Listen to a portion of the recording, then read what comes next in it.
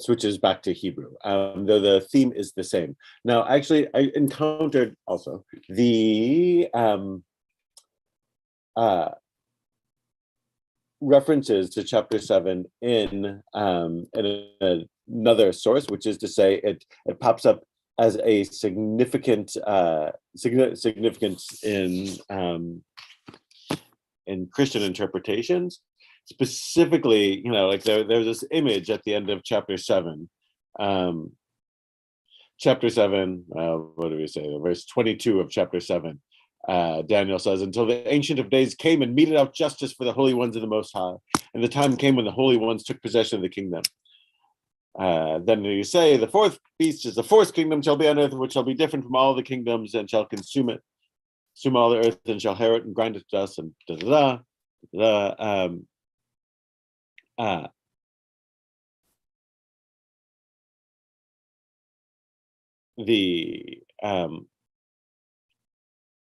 no, I lost where we are. Like God is seen as at the head of a court, and he is sitting. Oh wait, no, it was at the beginning, and verse 9, where it says that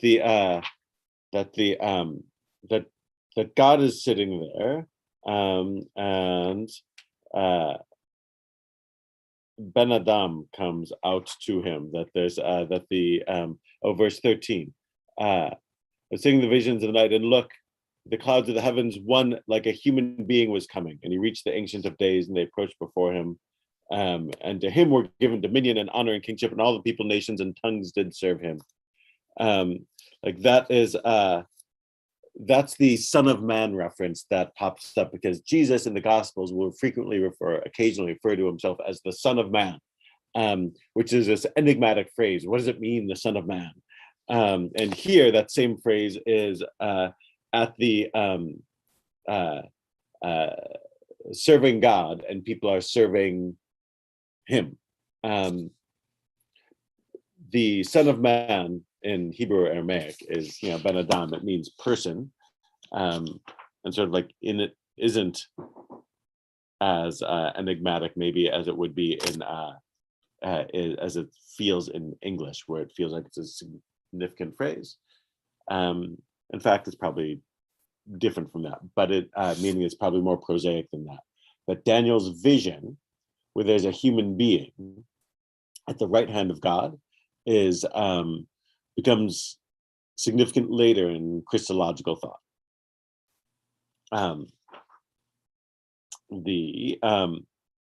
Though in the context of Daniel, probably refers to an angel. Anyway, chapter 8. The bracha for Torah study is Baruch atah Adonai Eloheinu melech haolam asher ksanu v'tzitav v'tzivanu la'asok b'divrei Torah. And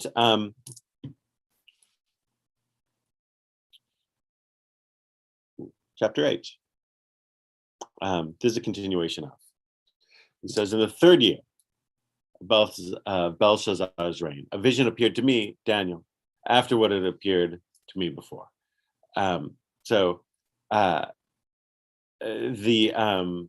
This is another dream vision for Daniel. If you met like in again, like elsewhere in the in the Tanakh, it's usually somebody has a dream, doesn't understand it, the prophet comes and interprets it. Here, the vision is sort of like directly to Daniel, as in the previous chapter. And I saw in the vision, and it happened when I saw that I was in Shushan, the capital, which is in the province of Elam, by the brook of Ulai. Shushan, obviously, we've spent some time in before. The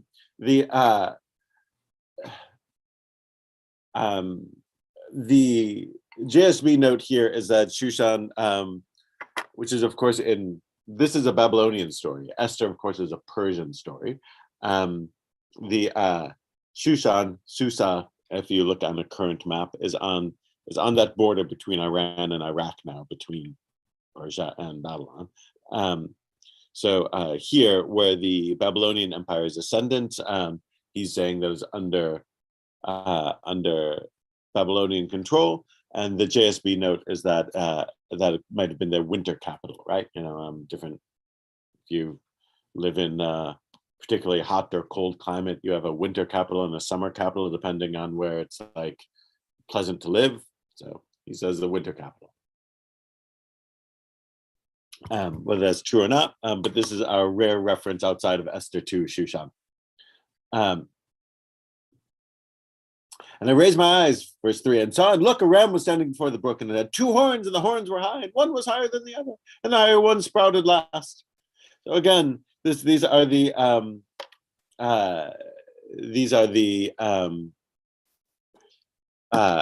images of, it's distracting, but it's meant to be distracting. Images of the successive empires that come. The two horns that come are the kingdoms of Media and Persia. And Persia then sprouts higher, meaning they're the ones that conquer. A ram was standing before the brook and had two horns, and the horns were high, and one was higher than the other, and the higher one sprouted last. Right? So Persia comes second and is higher than the previous. 4, I saw the ram, and look, it was budding to the west and the north and to the south, and all the beasts could not stand up before it, and none could save from its power. And it did as it pleased and grew great. Right. So this is the ram as the like spreading out, and the Persian Empire growing. And I was pondering, and look, a he-goat came from the west all over the earth, and it was not touching the ground. And the goat had a jutting horn between its eyes, and it came up to the ram with the two horns that I had seen standing before the brook, and ran toward it in the fury of its strength. And I saw it reaching the ram and attacked it, and it struck down the ram and shattered its two horns. And the ram did not have the strength to stand up before it, and flung the ram to the ground and trampled it. And there was none to save the ram from its power. So this is the he-goat is Alexander and the Greek Empire, Alexander of Macedon, coming from the west, and the Greek Empire comes, and everyone thought the Persian Empire was strong and mighty and massive and unlike anything else. And then Alexander just steamrolls it, right? Like this is the image that he brings in, that they conquer everything in their sight. It's not even touching the ground. This is, as it were, a power that none had seen before. And this is, why Alexander to this day is, the great. Rabbi, I have a question. So, in terms of this commentary, and I've never studied Ezekiel, maybe the same thing is done with Ezekiel. Who was it that interpreted these images to be political as opposed to metaphysical, let's say?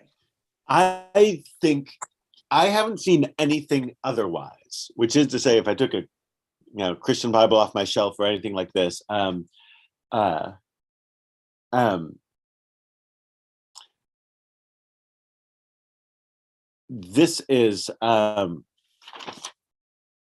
this seems to be an unargued assumption of what he's talking about. Meaning, even Alan, Art Scroll, we're on the same page. Let me see. I'll take our ultra orthodox friends here at Art Scroll. I think they end up in the same basket. Nehemiah, Daniel, what are we on? 8. Yeah, so I think that's just like that. Nobody reads it differently. Yeah, I mean, they just sort of Art Scroll from Rashi and the rest of the gang, like sort of agree with the interpretation. What he's talking about, like, what's the dream? The dream is of successive empires. Christians, I don't know where I'm going to find it. Will say the same thing. Daniel.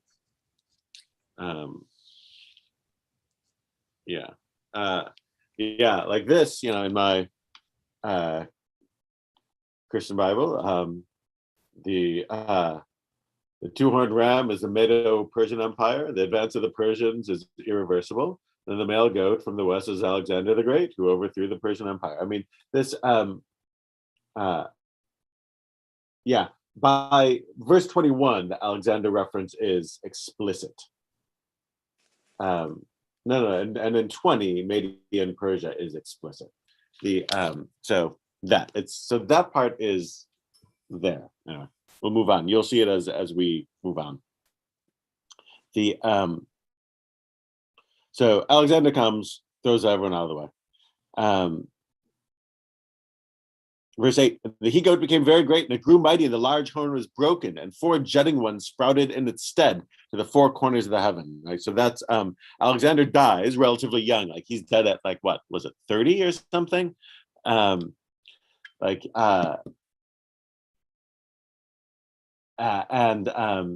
the kingdom is broken up into separate pieces. That's the great horn being broken and the small ones rising up. In the timeline of this, Daniel, of course, claims the setting of Daniel is, early in the exile. 5th, 6th century BCE. Alexander is 4th century BCE. This is probably being written 2nd century BCE, which is to say that in the context of this story, Daniel's making a prediction about the future that will come true. In the actual writing, he's talking about the past. So it's as if if one writes a novel set in the 1760s that says that a great nation will arise on this continent, and then they will throw off the mighty bull, and then they will split each other apart but become reunite, like whatever. You could, Daniel is said in the past as if it's predicting the future.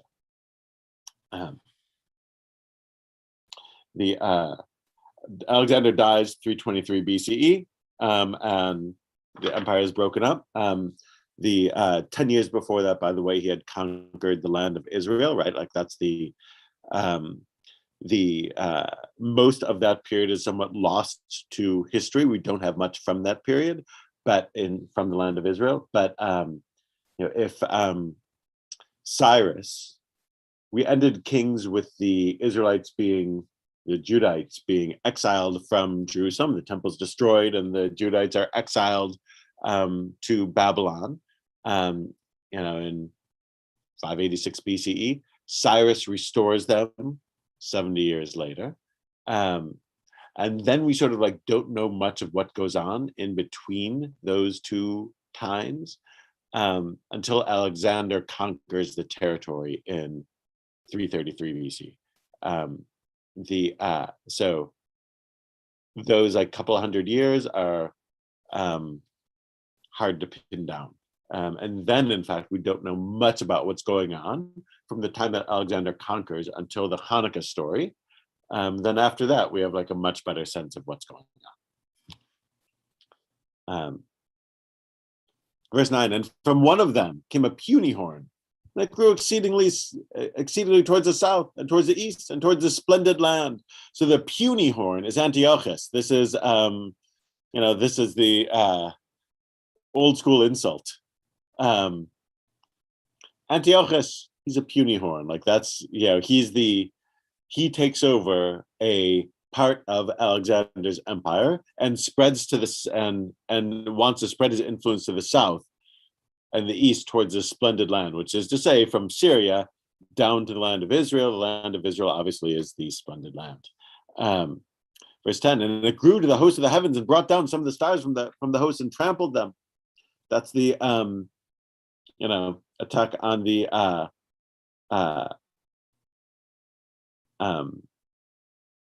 servants of God. Just like the hosts of the heavens serve God, those serving in the temple serve God. So when Antiochus attacks the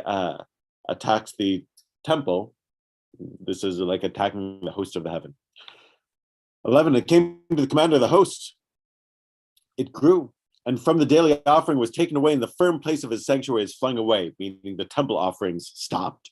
And the host was criminally set against the daily offering, and it flung truth to the ground and prospered in what it did, meaning successful in stopping the temple, the Beit HaMikdash service. And I heard a certain Holy One speaking, and the certain Holy One said to whoever was speaking, till when is the vision, the daily offering, the desolating crime giving the sanctum and host to be trampled? And he said to me, 2,300 evenings and mornings, and the sanctum will be made right, which is to say, the question comes, how long will the temple be destroyed? And the answer is this 2,300 evenings and mornings, which I haven't given the count, but he says the daily offering made evening and morning. Thus the time envisaged during when the temple cult is suppressed comes to slightly more than 3 years. How long will Antiochus keep the temple service in abeyance? A little more than 3 years till it's taken back.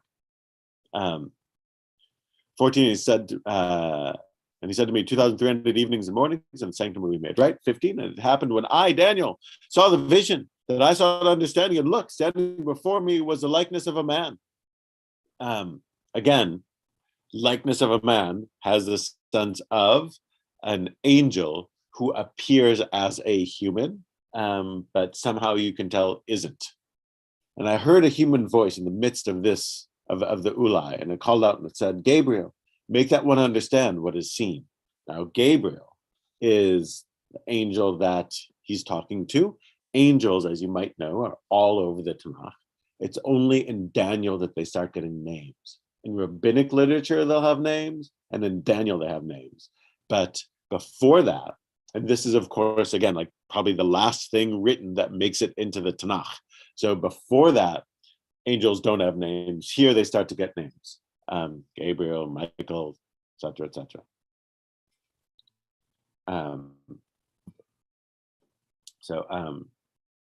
Gabriel again will become significant in the Christian tradition. So I understand. I think isn't Gabriel announced Jesus is coming? Somebody might know that better than me. I feel like it's Gabriel.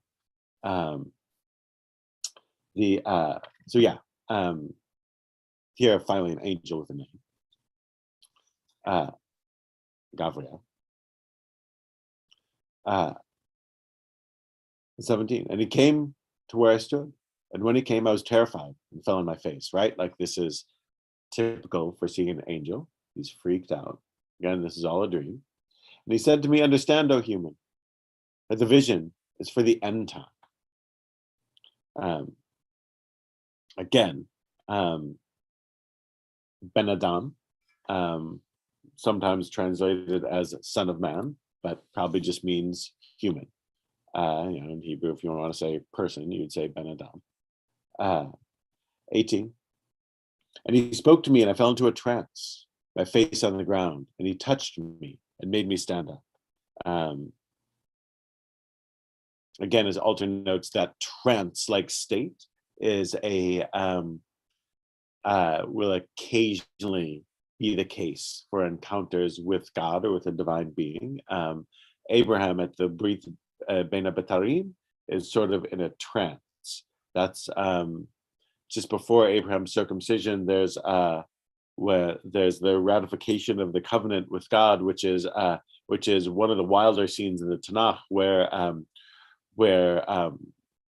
Abraham is commanded to sacrifice a few animals, split them in half, and put half the animal on this side and half the animal on that side, and a path in between them, and like a flaming torch representing God passes through the aisle between the halves of the animals, and Abraham in a trance sees this all happen and experiences God as this all happens.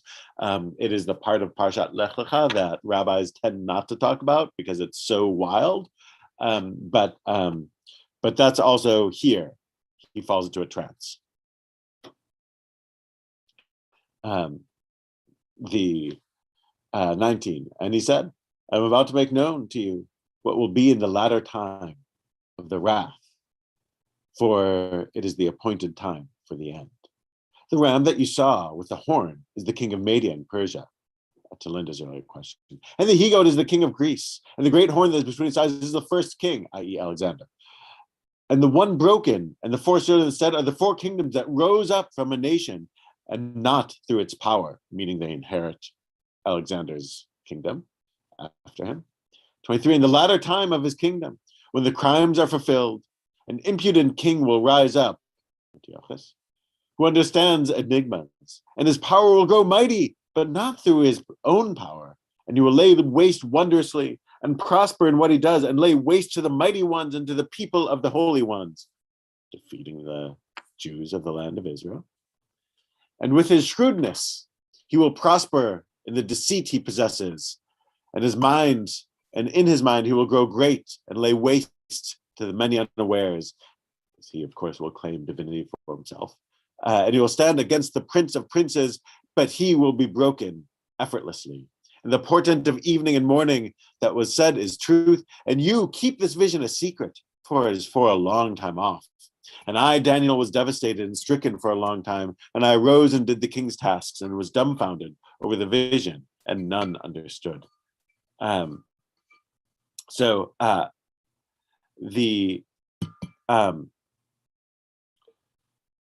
Again, he's given a vision of this end time when God will bring low the mighty kings of the earth, and is labeled an end time, which is something that we haven't seen previously in the Tanakh. There's no sense before this that or certainly in the historical things that we read, there was no sense of a lot of this stuff, of sort of end times and the like. But that's what we have here.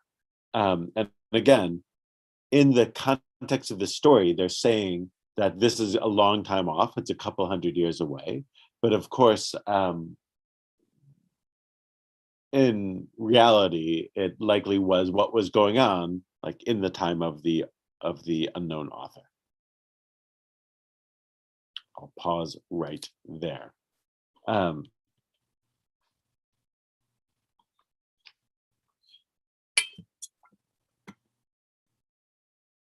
So all of this again is sort of different. Now, it helps us answer the question. Some of it you see in Ezekiel, but this is one of the main sources for these sort of like end times ideas. Isaiah, is generally not nearly as explicit. Here we have here there's sort of this declaration, right? Sort of straight up that the time of wrath for is the important time for the end, when God essentially brings down the bullies who have been pushing us around.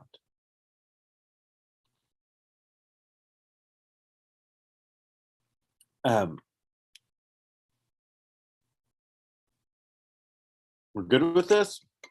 So let's Rabbi? Yeah. I've always kind of thought that Christianity spent a lot of time worrying about end times, whatever that means. Right. And that wasn't a Jewish concept.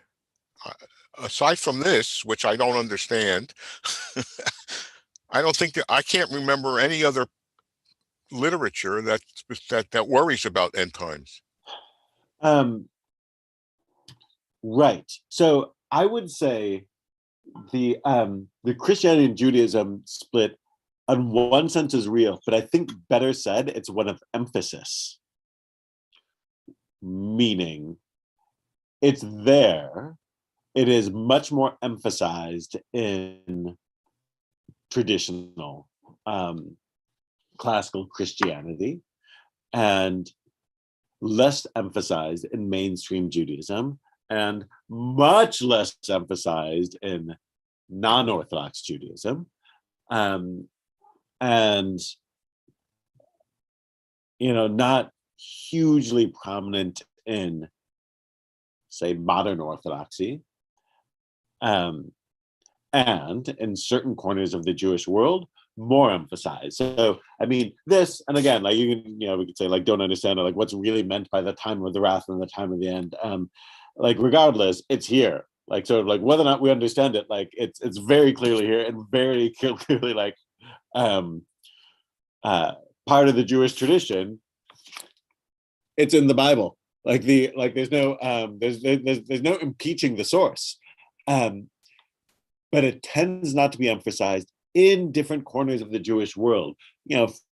Famously, Chabad is hugely focused on Mashiach, and that's partly for end times reasons, right? Like they don't like there are different ways of conceiving of Mashiach. There's the Maimonidean way where it's sort of like, this will be a king that will rule over most of the people of Israel in the land of Israel, and Israel will live at peace with with the nations of the world, right?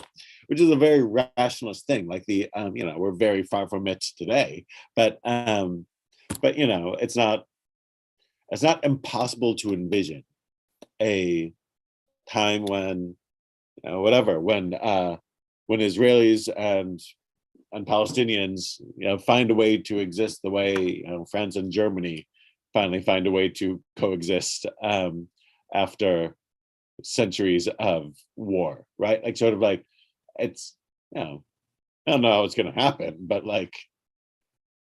it's not impossible. Nations do this. The Chabad vision, of course, isn't that. It's an end times thing, right? It's not a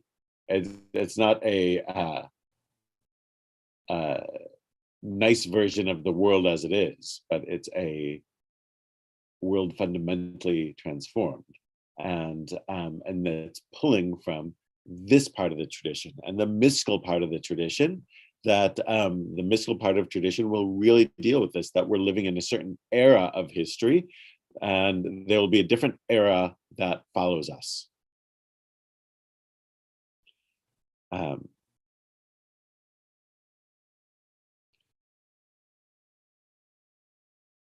So if we deal in the Zohar or in the Kabbalah, we're more likely, or some corners of Hasidut, we're more likely to encounter these ideas.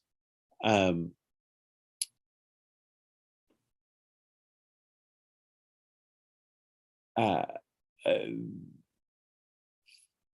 it's in the tradition, but it's not like all corners of the tradition. End times. I mean, the second blessing of the Amidah talks about the resurrection of the dead. That's pretty end timey.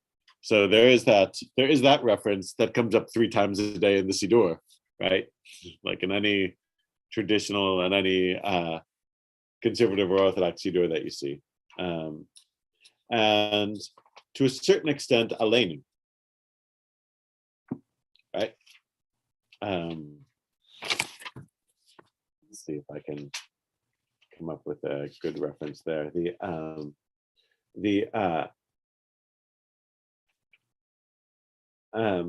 The second paragraph of Aleinu, right? And so, Adonai our God, we await you that we may soon behold your strength revealed in full glory, sweeping away the abominations of the earth, obliterating idols, establishing the world under the sovereignty of the Almighty. All flesh will call out your name, even the wicked will turn to you. Then all who live on earth will understand and know that to you alone every knee must bend and all allegiance be sworn, etc. By Yom HaHu, right? Like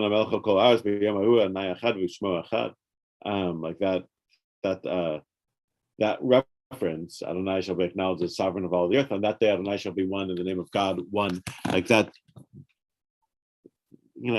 we can sing it just thinking when's Kiddush. The answer is when the CDC says it's okay. But that's sort of end timey. That second paragraph of Aleinu.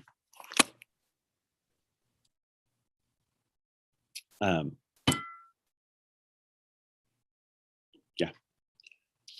All right. Others, yeah. So others on that like that. I'm not going to push into chapter 9. but you see how this is again like very different from other parts of the Bible, though influential. Okay, I'll stop there. I'm going to put another plug for a few things. One, tonight we'll have a special moment of prayer and reflection. Two, tomorrow, join us in person or online. We've got space 7 o'clock. Shabbat morning, votes 8:45, davening at 9:30.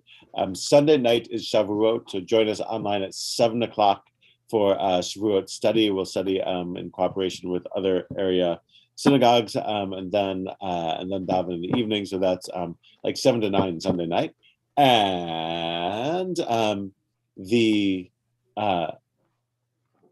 Monday morning in person online Shavuot morning services. Tuesday morning in person online will be Shavuot morning services and Yizkor, and